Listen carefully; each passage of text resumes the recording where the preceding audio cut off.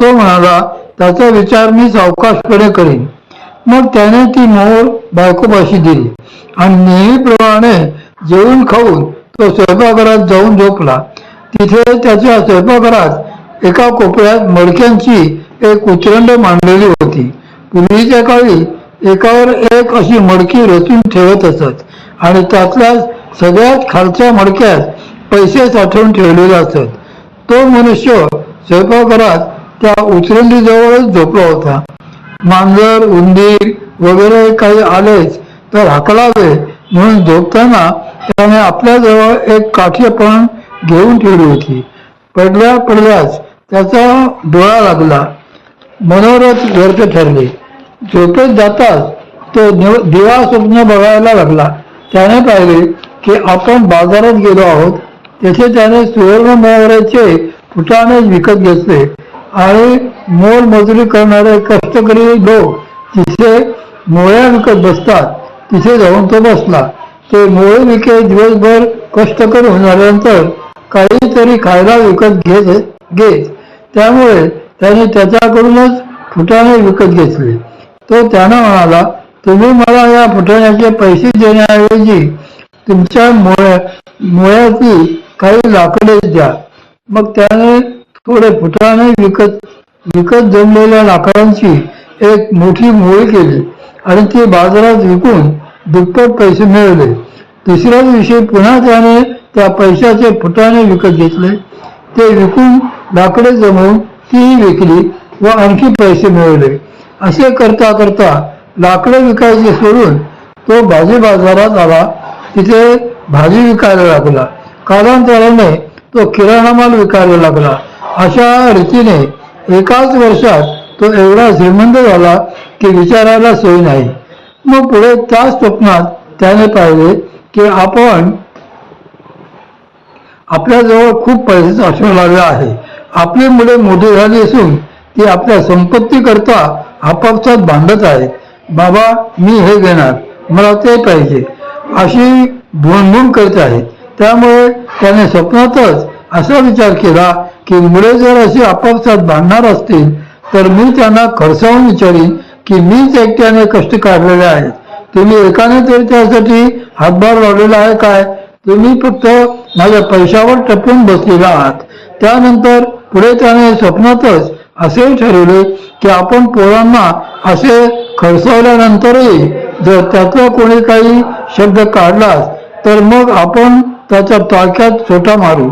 असा विचार करीत त्याने झोपेतच आपल्या शेजारची काठी उचलून स्वप्नातल्या आपल्या एका पोराला हाणली. तो फटका नेमका त्या उतरंडीवरच बसला आणि सगळी मडकी धाड धाड आवाज करीत खाली पडून फुटली. त्या आवाजाने तो खडबडून जागा झाला. काही वेळाने त्याच्या लक्षात आले की आपणच आपली मडकी फोडलेली आहेत. तेवढ्यात त्याची बायकोही सांगत आली की अहो, सोन्याची मोहर म्हणून तुम्ही जे आणले तो एक पितळेचा गोल तुकडा होता. त्याचे सगळेच मनोरथ त्यामुळे अगदी मुळासकट व्यर्थ ठरले. मनोरथांच्या उतरंडी. आपले मन हे असे असते. मनोरथांच्या उतरंडी उतरी रची, असे श्री माऊलींनी त्याचे मार्मिक वर्णन केलेले आहे. ते संकल्प विकल्पाची एकावर एक मनोरथांच्या उतरंडी रचत असते. जसे समोरच्या माणसाला स्केचपेनने मिशा काढायला हव्यात हा संकल्प आणि लगेचच त्याला जर ते आवडले नाही तर हा विकल्प, असे संकल्प विकल्पाचे अनेक हिमले ते मन रचत असते. श्री माऊली पुढे म्हणतात की जे प्रवृत्तीस मूळ कामाजयाचे बळ, जे अखंड सुचे बळ सळ अहंकाराची. प्रवृत्ती म्हणजे प्रपंचाकडे धावणारी वृत्ती, हे मनच तिचे मूळ असते. काम म्हणजे इच्छा, इच्छेला मनाचेच बळ असते.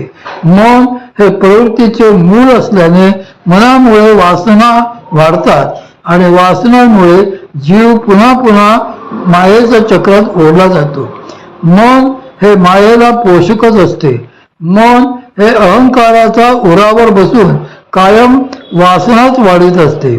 परमपूज्य सद्गुरू श्री मामा सांगत की हे मन अहंकाराला कितीही छळत असले तरी त्याला ते आपल्यापेक्षा वेगळे वाटत नसते. ते आपले जवळचे आप्त आहे असेच त्याला वाटत असते. जसे कितीही काळे बेंद्रे बावळे पोर असले तरी आईला ते प्रियच असते, तशीच अहंकारालाही मनाची फार आवडी असते. त्यामुळे अहंकार मनाला कधीच दूर रोखत नसतो. तो मनाचे सगळे त्रास सहन करतो आणि मनही त्याला कायम इमानी इजबाडे त्रास देत असते. भाडेकरू आणि पोरे या संदर्भात परमपूज्य सद्गुरू श्री मामा एक मोठी गमतीशीर गोष्टही सांगत. एकदा एका घरमालकाकडे घर भाड्याने हवे म्हणून ते बघण्यासाठी एक मनुष्य आला. त्याच्यासोबत त्याचे 7-8 मुलांचे लटांबर होते. तेही सगळे आले. घर मालकाने त्यांना सगळे घर फिरून दाखवले. एवढ्यात त्या माणसाला बाहेरून पोरांचा मोठा गलबला ऐकू आला. तो वैतागून म्हणाला, तुमच्या घरात ही काय कटकट आहे? येथे बाहेर जर एवढा गोंधळ होत असेल तर हे घर भाड्याने घेणे मला जमणार नाही.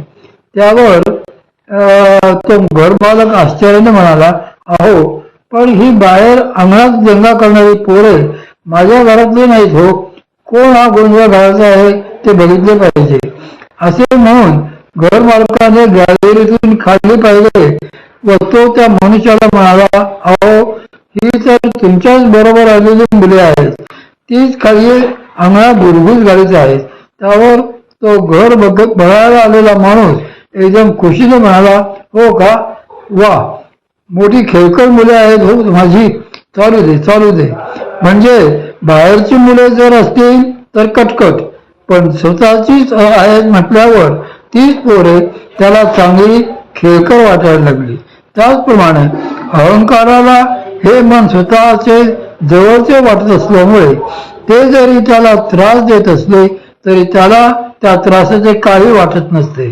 ती माऊली या मनाबद्दल पुढे सांगतात की जो इथे जे तो उठी अविद्या जेने लाठी, जे इंद्रियांचे लोटी विषया माझी, संकल्पे सृष्टी घडी सवेची विकल्पुनी मोडी, मनोरथाच्या उचरहंडी उचरी रची, जे भुलीचे कुहर वायुतत्वाचे अंतर, बुद्धीचे द्वार झाकविले जेणे, केवळ ज्याच्यामुळेच द्वैत भासते, ज्याच्या योगाने अविद्या दृढ होते, जे इंद्रियांना विषयांमध्ये ढकलते, तेच मन संकल्पाने सृष्टी रचते आणि विकल्पाने लगेच ती मोडतेही.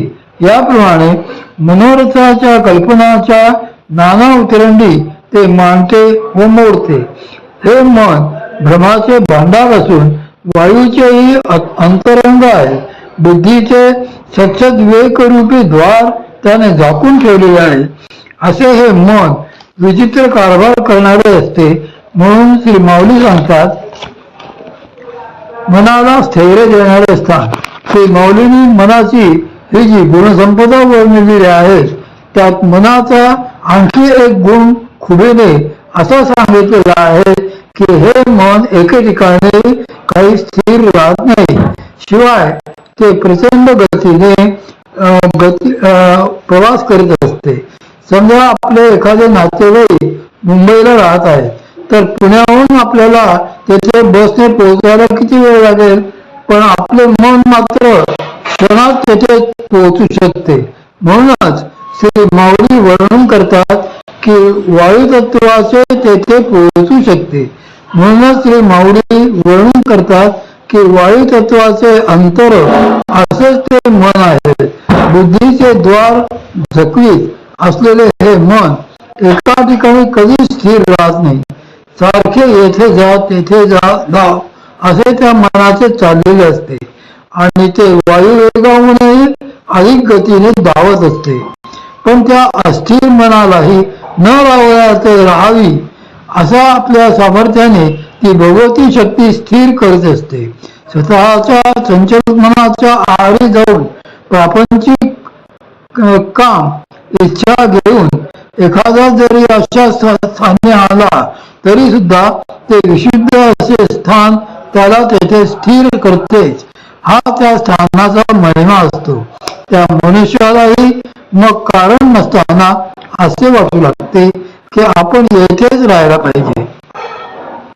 एवढे त्याचे सतत अस्थिर असलेले चंचल मन, पण त्यालाही त्या स्थानी थांबण्याची इच्छा होते. ऐसे निधरायात राहावी भ्रमतयात बैसवी. आता त्यातील भ्रमतया म्हणजे भ्रमण करणारे कोण असते आणि त्याला भगवती शक्ती स्थिर कशी करते. उगाच या जागी त्या जागी करणारा जो साधक असेल त्यालाही ती शक्ती एके ठाई स्थिर कशी बसवते हे सारे आपण पुढील प्रवचन सेवेत पाहू. हे प्रवचन 8 एप्रिल 1993 रोजी पुणे येथे मावळीत झाले. अवधूत